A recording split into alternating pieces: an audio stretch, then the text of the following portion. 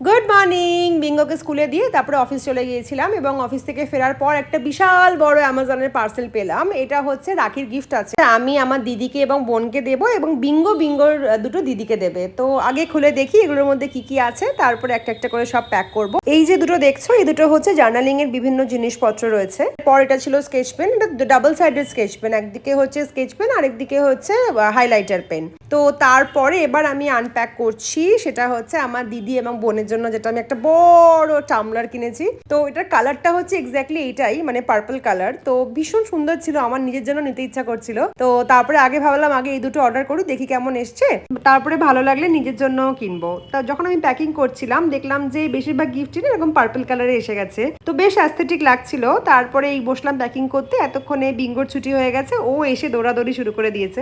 আমারও সব gift pack করা হয়ে গেল এবং এই বউ লাগিয়ে আমি লাস্ট ফিনিশিং দিচ্ছি। চলো আবার কালকে দেখা হচ্ছে, বাই বাই।